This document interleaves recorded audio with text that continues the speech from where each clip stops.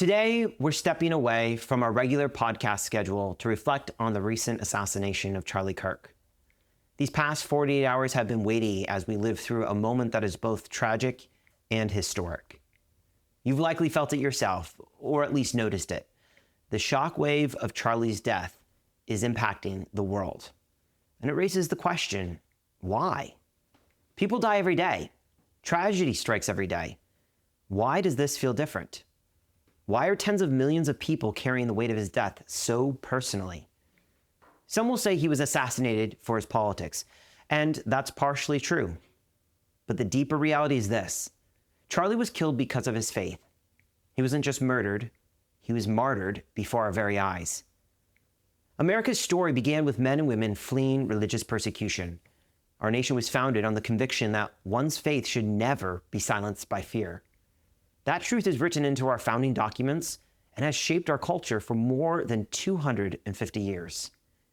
On September 10th, our founding ideals, our founding documents, our social contract that recognizes our core freedom was violated in the most despicable and cowardly way.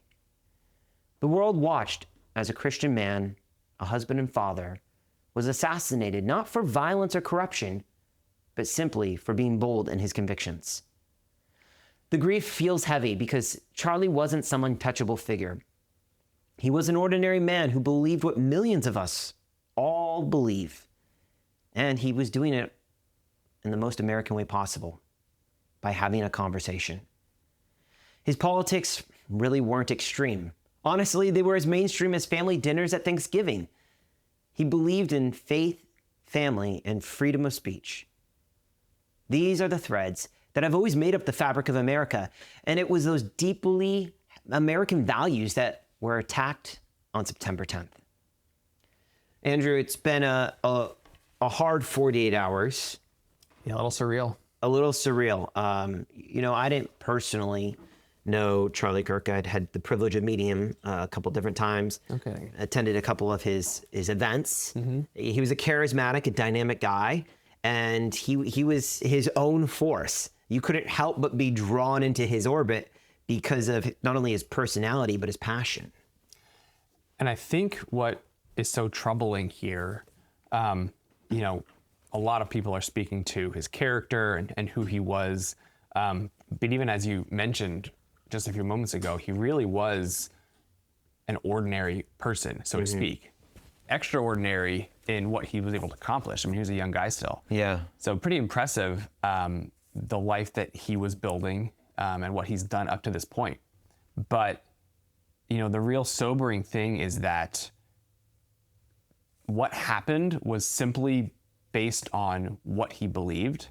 And that is just a deeply concerning place to be in this country. Like, that is not who we are. That is not why we started.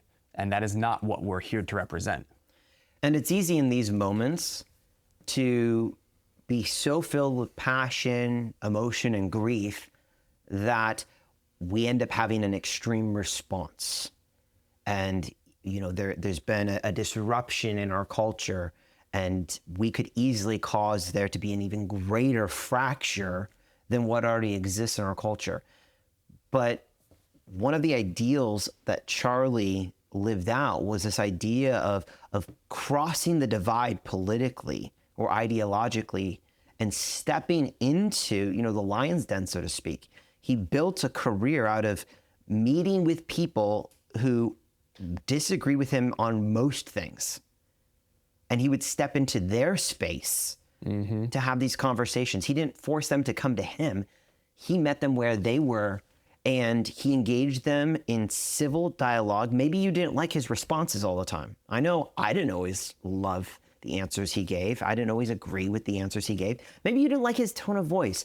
But one of the things that Charlie exemplified time and time again, through thousands, probably tens of thousands of interactions, was that he truly cared about people and about policies and about dialoguing with others that he disagreed with.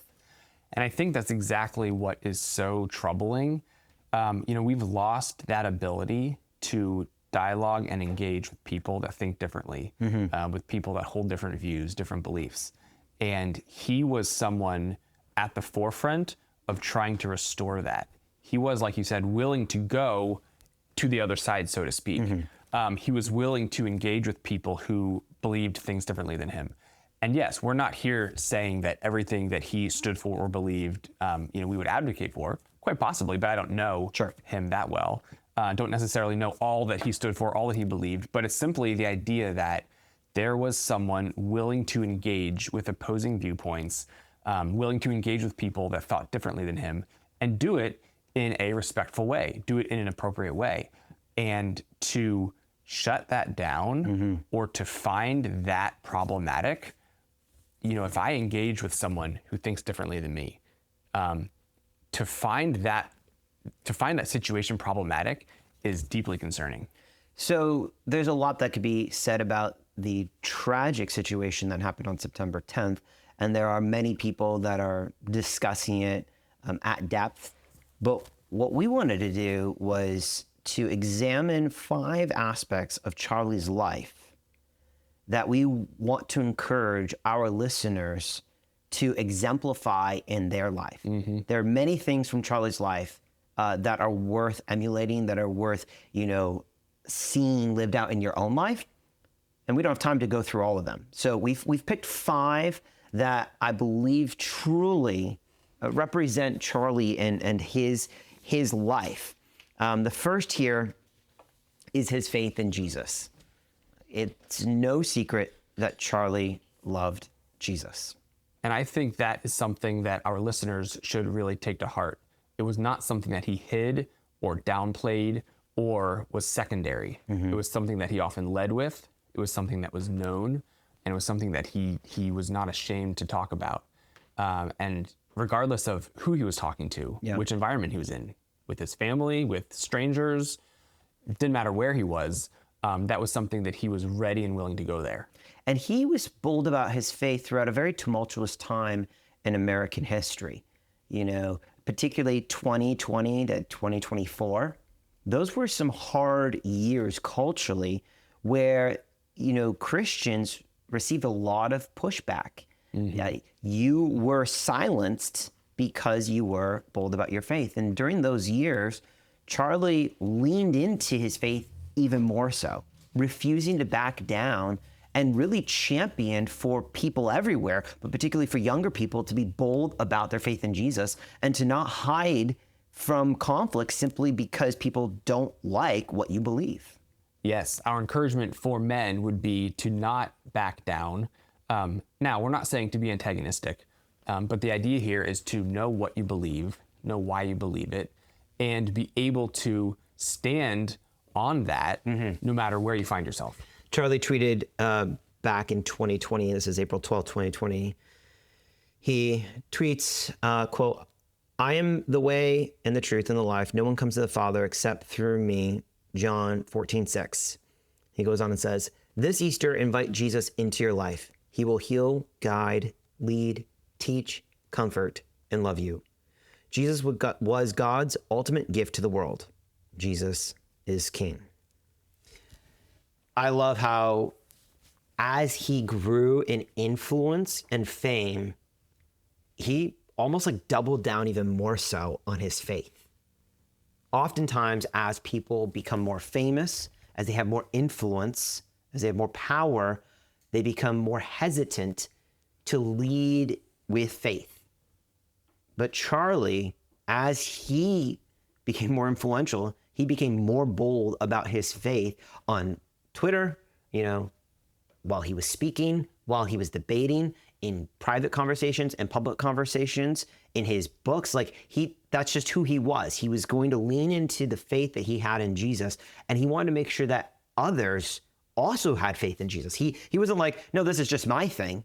He was constantly inviting others to join with him to have faith in Jesus. And that's such an inspiring example, because if I go out today and share the gospel to somebody, maybe they don't love it, but the biggest pushback I'll get is maybe they'll leave me alone. Charlie, as he was bold in his faith, had death threats, had tens of thousands, probably hundreds of thousands of people who hated him all across the nation, probably even the world, who would be on social media, leaving these comments, I'm sure leaving direct messages, I'm sure, sending letters to the office, because of his faith. Yet he never wavered. He stood strong and he stood bold for his faith in Jesus. And that's an example that every one of our listeners should be inspired by.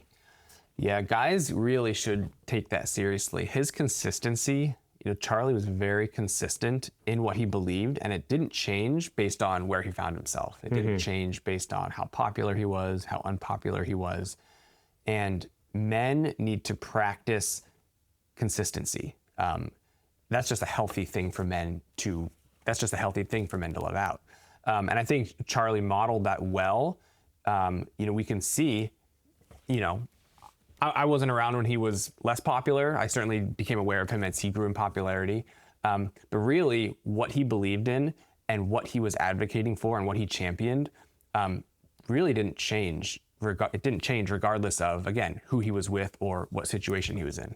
There's a great video that, has been very popular on social media over the last few days of Charlie during one of his sit-downs on a college campus, sharing about his faith. And we want to take a look here real quick at that.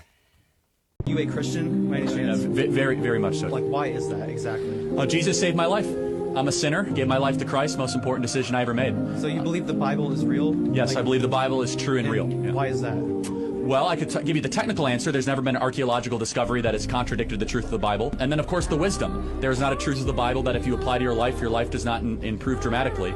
And then finally, we have the most accurate and transparent, historically robust account that one can have of the most important figure ever to live in the history of the world, Jesus of Nazareth. And the resurrection is the pinpoint of my belief that Jesus did rise from the grave so that we may live. What makes Christian mythology real? So that's not mythology, but that is theology. If Genesis 1:1 and the resurrection is true, anything in the Bible is possible. You're looking at the greatest miracle.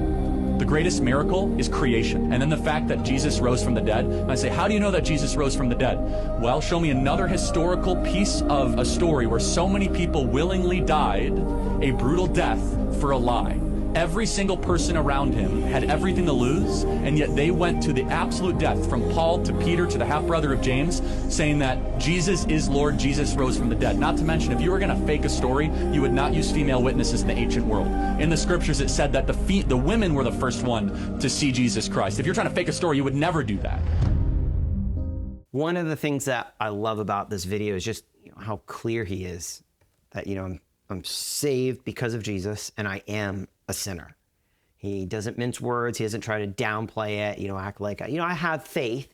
He's so bold.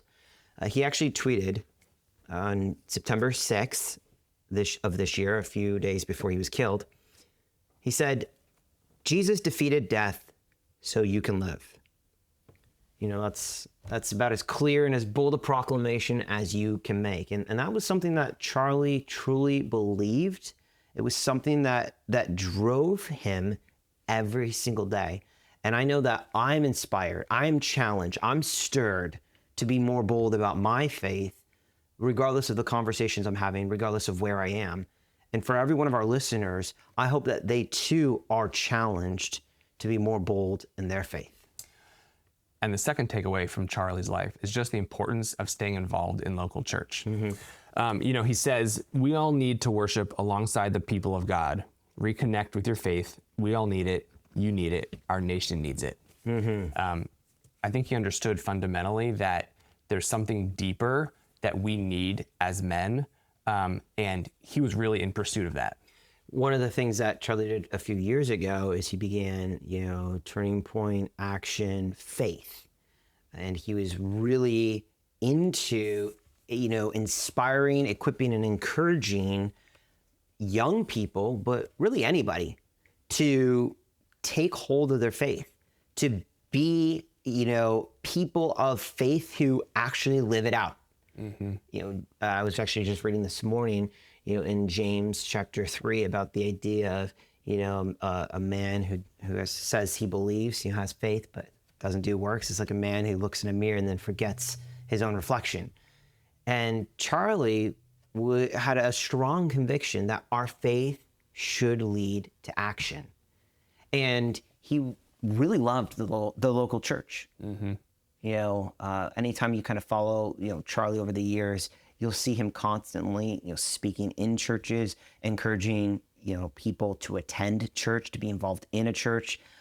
He did all these different events with pastors. He had a pastor that he was submitted to. He had spiritual authority and covering in his life. He modeled this so well while traveling really the world.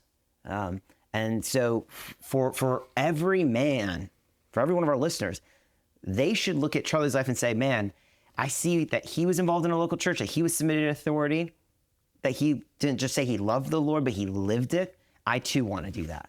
And that is something that men really need to understand and take home. You won't truly thrive as a man outside of attending a healthy church. Now, we understand that simply attending a church doesn't make you a healthy man. Sure. But trying to live a healthy, productive, fruitful life apart from being engaged and involved with the local church, it really won't happen. The third area that we want to look at from Charlie's life is that of marriage and family. This was the last, I think, 4 years of his life that he stepped into marriage and then having children. And it was actually pretty fun to see just the shift in his life and even his talking points after he was married, after he started having kids. He tweeted this back on July 21st of this year. He said, "My wife and I have been married for 4 years. We have 2 amazing kids so far. We're happier than we've ever been. Yes, monogamy produces better civilizational outcomes.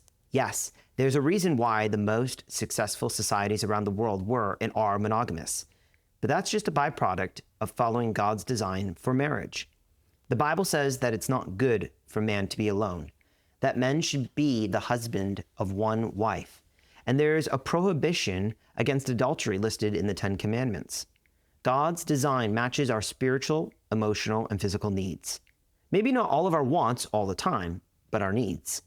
Many of our wants and appetites need to be brought under the authority of Christ. That's called maturity." Again, talk about being bold in his faith. And I think he makes such a good point there. Too many men don't know how to differentiate between needs and wants. And far too often, we as men pursue our wants and even elevate them as needs. We think we need something in our life. Yeah. But Charlie, I think, really understood, or at least he put in good effort to know where that line is. Is this something I want or is this something I need? And men need to recognize there could be things that you need that you don't actually want. Yeah. And that can be a really hard thing to reckon with. He said on the Tucker Carlson show not too long ago, when talking about family, marriage, and men, he said, quote, "Find a woman, marry her, provide. Have more kids than you can afford. That's my advice for young men," end quote. That is spot on. Too many men hold back, and I think that many men would be well served by more deeply engaging with what Charlie was speaking to here. Look at family, look at kids, look at a spouse, look at those as good ideals and as things to pursue and orient toward in a healthy way. Charlie was obviously very familiar with the decline of marriage rates in America. He talked about that, tweeted about it. He was familiar with the fact that the average age of first romantic relationships has increased and the number of kids families are having is decreasing. And particularly after he got married and started having kids, this became like a central theme of his conversations, which, I just really appreciate. Again, to see a young man begin to experience the benefits and blessings of marriage, of covenant, and of family, of having children, and then to go out on his tours and say, "Men," he tweeted this, on July 21st of this year, "More people should get married young and have more kids than they can afford." That became one of his talking points. And I'm so thankful that he was encouraging men towards this end. Now, obviously, he didn't have time in his conversations to give them the step-by-step process of how to walk that out. That's where people like us come in, pastors come in, community comes in. But he was on the forefront of culture saying, "Men, culture says don't get married, don't have kids, don't find your value in that, but you should." And I just really appreciate that. And this is something the vast majority of men recognize after the fact. And I think the challenge is for young men in particular, who are mostly going to be unmarried, the challenge will be for them to recognize those are good pursuits. The vast majority of married men, of dads, will say, totally worth it, would do it again in a heartbeat. And that's known after the fact, so to speak. Sure. But so many men don't really orient toward that early on or really see those as noble, good pursuits. And so the challenge will be for young or unmarried men in general to really believe that and see the wisdom of the older men, the dads, the fathers who are saying, hey, these are really good, healthy pursuits. There's a lot of good fruit here. And so men like Charlie, they were the ones championing that. And I think for the unmarried men to take that advice and run with it is really good. The fourth area that we want to examine from Charlie's life is the idea of being politically involved. Obviously, Charlie had a unique call. He had a unique role. Most of us do not have that call or that role. However, we all do have a responsibility to be educated, and to be involved, to be engaged. We don't have the luxury of just sitting on the sideline and saying, I don't have a role here. Because of the nature of being an American citizen and as a Christian, we have a role and responsibility to help shape culture. And one of the things that Charlie championed time and time again, I mean, that's the whole point of TPUSA. His whole thing was, Americans, believers, be involved and do something. And I'm so freshly inspired to be more involved politically. I always vote. I'm involved in political things fairly often, but I can be more politically active. I can help shape the political culture, even just here in our community, more so than I have in the past. And that's something that Charlie really exemplified so well in his life. And far too many men in our culture are standing on the sidelines, so to speak. And that really is fundamentally one of the problems with our culture. With a lot of the issues that we're facing can go back to men choosing to not engage. They choose instead, like you said, oh, that's someone else's problem. They'll figure it out. And far too many men are just standing and watching the world pass them by. And so men should really look at where can they get engaged. Yeah. It's not going to be copy and paste from someone else, but there are areas in your life. Every guy has areas in his life where he can be more engaged, more proactive, and that's really what men need to step up and do.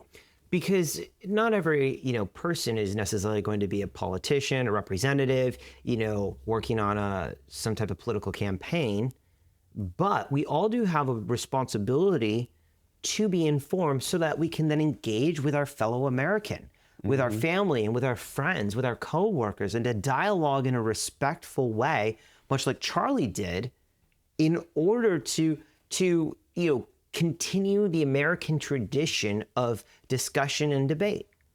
One of the tragedies of, Charlie's death is that we lost the most prominent person who was dialoguing with people who disagreed with him. But it is our responsibility to honor that legacy by, picking up the proverbial microphone that Charlie held in his hand so often, and to have those conversations with people in our lives. That's the only way that the American experiment continues on, is if we're willing to dialogue with one another. And you can't wait for the other side to, approach you. You can't wait for the other side to come around to your way of thinking. You can't even wait for the other side to necessarily be civil. That is the role and responsibility of the believer, is to say, no, I'm going to step into a space and I'm going to be the light of Christ in this moment by having conversations that are uncomfortable. And having dialogue, having respectful discourse around ideas that are controversial or contrary to what you believe, that's actually hard to do without practice. And men need to get good at that. Yeah. That is something that men need to practice. And you're only going to get good at it by practicing. And so men need to step forward. They need to engage in opposing views. it's easy to talk about something if everybody's in agreement. Sure. There's really no practice there. Yep. But what men need to practice is conversing and dialoguing and debating with ideas that are different than theirs. Because it's through that process that you actually learn how to speak with truth, how you learn to speak respectfully, speak with clarity. These are all things that too many men are not proficient in, and our culture is really suffering for it. And in most conversations, they tend to get emotional or heated. And without practice, it's easy to just kind of shut down and be like, fine, I'm just not going to have the conversation because I don't like the emotions that are happening here. Or to meet the emotional state with your own level of intensity. And one of the things that Charlie did so well was, someone comes up to the mic and they start the premise of the conversation basically by attacking everything he is and everything he stands for.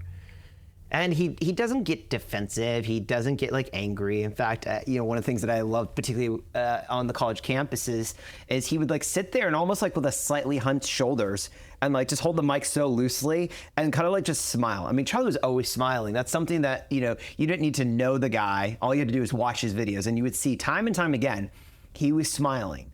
And he would just almost chuckle to himself when people would just come out and outright attack him. That takes, yes, maybe it's personality. Yes, maybe it's the blessing of the Lord, the Holy Spirit in his life, but it also takes practice. It takes intentionality. It takes work for your face, for your thoughts, for your tone of voice, to remain in a place that's very receptive and open to that attack, and then to respond in a way where you're like, hey, I'm going to challenge your ideas. And that's something that men need to practice. And if we don't, the future of America is in real trouble. If we just silo ourselves and say, well, I'm not going to discuss, anything with anyone unless they agree with me. That is something that every guy should imagine themselves in. Right? Imagine sitting there and someone approaches you and says, everything you are and everything you stand for is terrible and awful, and none of your beliefs are valid. As a guy, you should be able to hear that and respond appropriately and not react. Yep. But again, that takes practice. And that's what we are encouraging men to do. Don't stand on the sidelines, engage, and be willing to do it with opinions and viewpoints that you don't agree with. Charlie said once, I'm trying to be proactive about encouraging dialogue between people who disagree. And that was his life. It was encouraging dialogue, not just himself and others that he disagreed with, but really a generation of voters, a generation of believers, encouraging them to dialogue with people who disagreed with them. And the fifth takeaway that we want to talk about is boldness and conviction. Charlie modeled this well, and every guy is going to walk that out differently, but it's very important for every man to understand that his life needs to represent something worth standing for.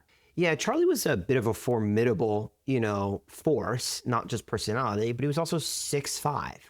So he commanded a presence. So, if you're not 6'5", if you don't have that super strong personality, you might think, well, I can't be that bold. But his boldness came from a place of conviction. His conviction didn't come from being bold. And his conviction stemmed from relationship with Jesus. Everything flowed from there. So his political conviction, his worldview conviction, his views on the economy and culture, all of that stemmed from a single source. And as men of faith, we have that same source. We need to be men who have conviction. Now, maybe the way our convictions are walked out looks slightly different from one another, but they should all come from the same source. The genesis should be the same. And boldness doesn't just happen because we try to be bold. It's not something you put on. Rather, boldness comes from knowing where your convictions lie. And when you've got relationship with Jesus, we see this in Acts chapter 2 with the disciples, the Holy Spirit falls upon them and they suddenly have boldness to go out. That boldness came out of relationship with Jesus. That's where that boldness came from. And the thing that guys need to recognize is that it's actually win-win for them. Either they will become more clear in their beliefs, more clear in their convictions, they will hold deeper convictions through discourse, or they'll be presented with new information, new ideas that could actually challenge what they believe, and they could learn something new, realize, oh, I actually thought this, and that actually wasn't really correct. This is what I should be thinking. And so for guys to engage with differing points of views, different beliefs, that's actually a really healthy thing for men. I love the way that Charlie put it. He said, if you believe in something, you need to have the courage to fight for those ideas.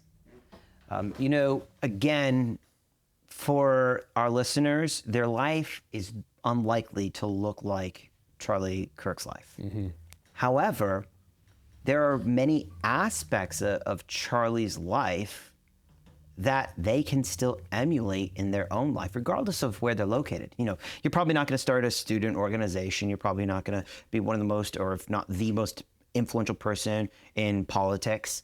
You likely are not going to have millions of followers and a hugely successful podcast and write a bunch of books. If you do, great. Use it for the glory of God. Build the kingdom. So if you're not doing that, then what should you do? Well, as a man, you should do what is right and what is honorable. You should look at Charlie's life, a great example of a Christian man who lived with conviction. And you should say, all right, how can I, in my own life, in my own sphere of influence, live like Charlie lived his life? Right. It's not about copying and pasting Charlie's life. It's about looking at the principles, looking at the structure, looking at how he walked out his life and say, what does that look like for me in my own life? What does it look like to orient myself in a way that's healthy, good, and productive for the people around me and for myself? So, gentlemen, a question for you. Are you living for something worth dying for? Charlie did. What he lived for, he was willing to die for. And in the end, he did. The devil's most effective strategy isn't always outright destruction. Rather, it's drawing people into being lukewarm, into mediocrity and apathy. But Charlie refused to live that way. His life was marked by conviction, rooted deeply in his faith. He didn't just talk about what he believed. He lived every moment of his life for what he believed. Whether you agreed with everything he said or not, you can't deny this. Charlie lived out his faith with courage and conviction. Not long ago, when asked how he hoped to be remembered, Charlie's answer was simple. He said, I want to be remembered for courage in my faith. That would be the most important thing. Our world is desperate for men of faith. Our world is desperate for men of conviction. Our world is desperate for men who are bold. This is not a time just for mourning. It's also a time for reflection, a time to look in the mirror and ask, is what I'm living for worth dying for? May we not waste our lives in compromise. May we not be lulled into apathy. May we not remain silent just so people will like us. May we not compromise our faith to fit in with a world that rejects it. May we not bow to peer pressure when courage is required. May we not choose safety when the moment calls for sacrifice. May we not shrink back when boldness is demanded. May we not hide the faith that Christ has called us to live out boldly. Instead, may we rise with conviction. May we stand firm in our faith. May we speak with courage, love with compassion, and endure with hope. May we live lives so faithful, so unwavering, that the world cannot mistake where our allegiance lies. And may we proclaim Jesus boldly wherever we are. Because in the end, that is the only life worth living and the only death worth dying.